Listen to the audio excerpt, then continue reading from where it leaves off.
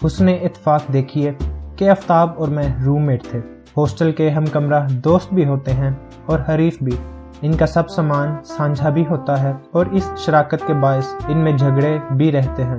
ہم کمرے کے سیفٹی سے بلیڈ چرانا اور اس کے صاف تولیے سے گندا پسینہ پہنچنا، پیسے ادھار لے کر نہ لوٹانا، اس کی حاضری میں سے کھانا، بغیر اجازت کے ٹائی لے کر استعمال کرنا اور ڈرائی کلین کرائے بغیر لوٹانا، اپنے سلیپر خشک اور روم میٹ کے سلیپر غسل کے بعد گیلے کرنا، تیل لگانے کے بعد ہم کمرے کے صاف تکیے کو دوہرا کر کے گردن تلے فٹ کرنا، نئی جرابیں مانگنا، گندے رومال آفر کرنا، مجموعی طور پر لڑکیوں کو زیر بحث لانا اور اصلی لڑکی کے ذکر کو گول کر جانا۔ یہ سب باتیں ایک ہی کیوبیکل میں رہنے والوں میں چلتی رہتی ہیں، لیکن آفتاب اور میں پورا 5th ایئر اور 6th ایئر کے 6 ماہ ساتھ رہے۔ ہمارے پلنگ، ٹرنک اور میز تو ساتھ تھے، لیکن ہم دونوں ایک دوسرے کے لیے مکمل طور پر اجنبی ہی رہے۔ نہ صرف ہماری عادتیں مختلف تھیں، بلکہ ہم مختلف ماحول کی پیداوار بھی تھے۔ اگر میں گھاس ہوں تو آفتاب پھول تھا، گورا چٹا کشمیری جس کی شربتی آنکھیں، براؤن بال اور بڑی چوڑی چکلی کاٹھی تھی۔ اس میں قد سے لے کر رنگ تک، باتوں سے لے کر خاموشی تک، عادتوں سے لے کر جبلی سرشت تک، وہ سب کچھ تھا جس سے لڑکیاں پیار کرتی ہیں۔ وہ شکلاً اتنا معصوم اور بھولا تھا کہ اسے دیکھ کر ہر لڑکی میں ایک ماں بیدار ہو جاتی۔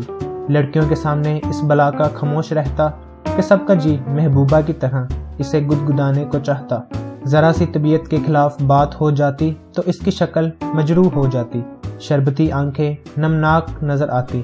اب باتوں کے بھائے لے کر سب لڑکیاں نرس بننے پر آمادہ ہو جاتی۔ آفتاب قلین فروشوں کا امیروں کا ایسا لاڈلا بیٹا تھا جس کی گٹھی میں پریم رچنا تھی۔ وہ اس قدر سیر چشم سیر دل آدمی تھا کہ نہ اسے دولت کی بھوک تھی، نہ محبت کی، نہ وہ شہرت کی تلاش میں تھا، نہ ترقی کی۔ وہ ان تمام نعمتوں میں ہر وقت رہتا تھا۔ مچھلی جیسے جل میں رہتی ہے، اس کے لیے یہ سب کچھ سورج کی طرح ضروری اور سورج ہی کی طرح غیر اہم تھا۔ اس نے کبھی کسی کلاس میں کسی پروفیسر سے بحث نہیں کی، بس نما مسکراتا رہتا۔ ہم سب میں جب سیاسی بحثیں ہوتی اور ہم نوائے وقت، امروز، مساوات، جنگ مشرق سے ہو کر نیوز ویک اور ٹائم تک پہنچتے، تب بھی وہ خاموش رہتا۔ وہ کسی کو مرعوب کرنے کے لیے یا خود کسی سے مرعوب ہونے کے لیے خواہ کوئی پنگا نہیں لیتا تھا۔ جب کبھی وہ بات کرتا تو اس کی بات میں وزن ہوتا۔ Number 1، number 2، number 3۔ وہ نہ کبھی لڑکیوں کو لفٹ دیتا، نہ متاثر کرنے کی کوشش کرتا۔ صرف اس سے عادتاً ایسی حرکتیں ہوتی رہتی تھی جن سے لڑکیاں پیار کرتی ہیں۔ اگر ماڈرن لڑکیاں بھوک کی نمائش کر کے اندر کی بھوک کا ثبوت دیتی تھی تو آفتاب کے پاس ہمیشہ اتنے پیسے رہتے تھے جس سے وہ ظاہری بھوک کو شانت کر دیتا، اور کچھ اس لاپرواہی سے کہ لڑکی سمجھ جاتی، ایسے ہی بغیر مشکور کیے، بغیر شرمندہ کیے، خاموشی اور رضا سے وہ اس کی دوسری اشتہا مٹانے کی بھی صلاحیت رکھتا ہے۔ لڑکیوں کے ٹاپک پر وہ گھنٹوں باتیں کر سکتا تھا، لیکن صرف امجد کے ساتھ۔ روم میٹ ہونے کے باوجود اس نے کبھی کسی لڑکی کو میرے ساتھ موضوع سخن نہیں بنایا۔ مجھے یاد ہے شروع MA کے دن تھے۔ میرا خیال تھا کہ آفتاب اپنے تجاہل عارفانہ سے مجھے ٹٹول رہا ہے۔ میں نے کمرے میں داخل ہوتے ہی کہا، آج طیبہ تمہارے متعلق پوچھ رہی تھی۔ کون سی طیبہ؟ وہی جس کی ناک پر تل ہے۔ اچھا وہ، شاید اسے تم میں دلچسپی پیدا ہو گئی ہے۔ ہو سکتا ہے، لیکن بڑی بے وقوفی ہے۔ اس نے جرابیں اتارتے ہوئے کہا، تھوڑے وقفے کے لیے جو ملیں ان میں دلچسپی نہیں لینی چاہیے۔ یہ کوئی اختیاری بات تھوڑی ہے۔ میں نے کہا، ہاں، اختیاری بات تو نہیں ہے۔ اس کا رویہ نہ جارحانہ تھا نہ مدافعانہ، بس وہ بات کو آگے بڑھانا نہیں چاہتا تھا۔ پوچھتی تھی کہ کیا آفتاب کے ابا جی کی دکان ہے مال پر، قالینوں کی؟ بتا دینا تھا، ابا جی کی دکان ہے، آفتاب کی نہیں۔ اس نے ابرو سکوڑ کر کہے۔ اب وہ پیٹھ موڑ کر کھڑا ہو گیا۔ میں بات کو بڑھانا چاہتا تھا، لیکن اس کی خاموشی نے میرا منہ بند کر دیا۔ 5th ایئر میں مجھے شبہ تھا کہ وہ نرگسیت کا شکار ہے، لیکن بعد میں مجھ پر کھلا کہ غالباً آفتاب کو اپنے آپ سے پیار نہیں تھا، بس اسے زندہ رہنے کی عادت تھی، پرندوں کی طرح، اور وہ سمجھتا تھا کہ کسی کے پاس کوئی خاص معقول وجہ بھی نہیں ہے کہ وہ کیوں زندہ نہ رہے۔ اگر کسی کے پاس ایسی وجہ ہوتی اور وہ آفتاب کو بتا دیتا تو یقیناً آفتاب اپنی زندگی ختم بھی کر لیتا۔ شروع میں جب سیمی اس کے ساتھ نتھی ہوئی اور وہ دونوں اکٹھے رہنے لگے تو مجھے آفتاب سے شدید نفرت ہو گئی، بلکہ میری یہی کوشش رہتی تھی کہ جو ہی وہ کمرے میں آئے میں باہر نکل جاؤں، لیکن اتنا پاس رہنے کے باوجود یہ اس کی سادگی تھی جس نے اسے یہ اندازہ ہی نہ لگانے دیا کہ میرے جذبات کیا ہیں۔ آفتاب کو میں نے کسی دن خود آگاہی میں مبتلا نہیں دیکھا۔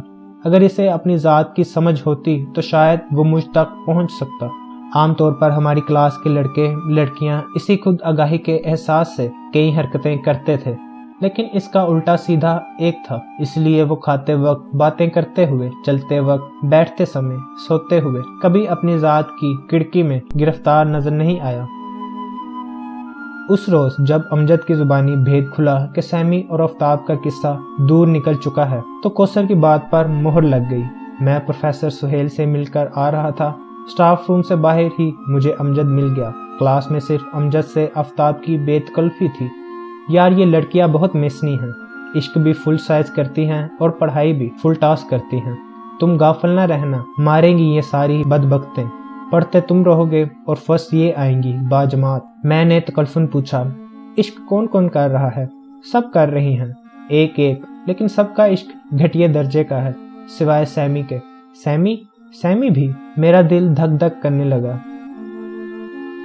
میں بھی چوری چوری پرائز بانڈ خرید چکا تھا۔ اس وقت میرے کان یہ سننے کو بے قرار تھے کہ میرا انعام نکل آیا ہے۔ ہم دونوں اوول کے سامنے ایک بینچ پر بیٹھ گئے۔ میں نے بات کو مذاق میں اڑانا چاہا، اچھا تو پھر کون کون عشق کر رہا ہے؟ طیبہ اور فرزانہ تو قابل اعتماد لڑکیاں نہیں ہیں، یہ 2 قدم آگے آتی ہیں تو 4 قدم پیچھے جاتی ہیں۔ کیوں؟ ان کا قصور نہیں، ان کی فیملی بیک گراؤنڈ ہی ایسی ہے۔ مڈل کلاس کی لڑکی کو بدنامی کا بڑا ڈر ہوتا ہے، یہ عشق نہیں کرتی، شوہر تلاش کرتی ہیں۔ اور کوثر اس وقت میرے ساتھ فٹ جا رہی ہے، لیکن میرا خیال ہے کہ جب سارے نوٹس فوٹوسٹیٹ کر کے میں اسے دے دوں گا تو پھر وہ جمال کی طرف مائل ہو جائے گی۔ بکو مت، امجد نے سگریٹ سلگا کر کہا۔ احمق آدمی، جمال کے ابا جی وائس چانسلر ہیں، کوثر بیچاری کیریئر بنانا چاہتی ہے، وہ اس فیکٹ کو بھلا سکتی ہے کبھی؟ وہ کسی مرد کے انگوٹھے تلے زندگی بسر نہیں کرنا چاہتی۔ میرے لبوں پر سیمی کا نام آنا چاہتا تھا، لیکن امجد ادھر ادھر کی باتوں کے چٹکارے لے رہا تھا۔ میں سیمی کا نام کیسے لیتا؟ ویسے یار یہ کوثر چوئی جیسی میرے اپنے دل کو بڑی لگی تھی پہلے پہل، اب کیا ہو گیا ہے؟ میں نے سوال کیا۔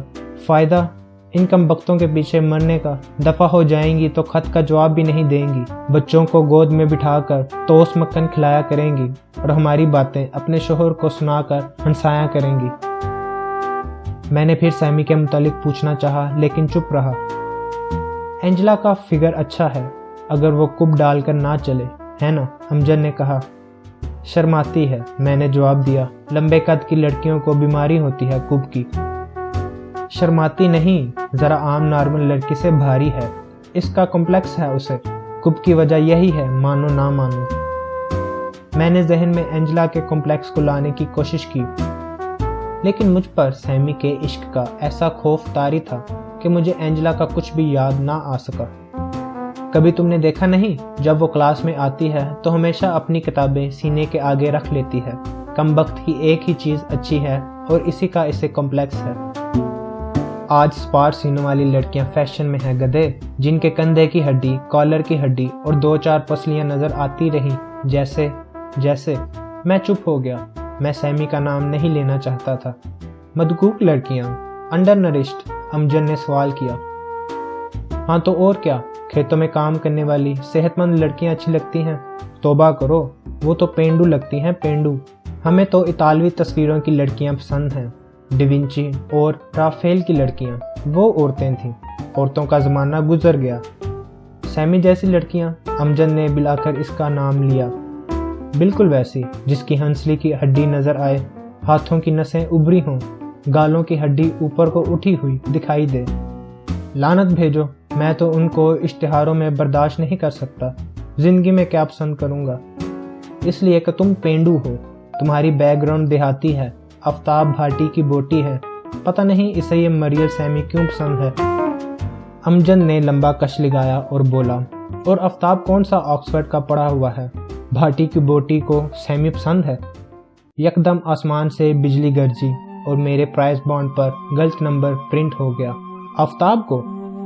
अच्छा, अब बनने की कोशिश मत करो, तुम इसके रूममेट हो, तुमको पता होगा। वो मुझसे ज़रा भी फ्री नहीं है।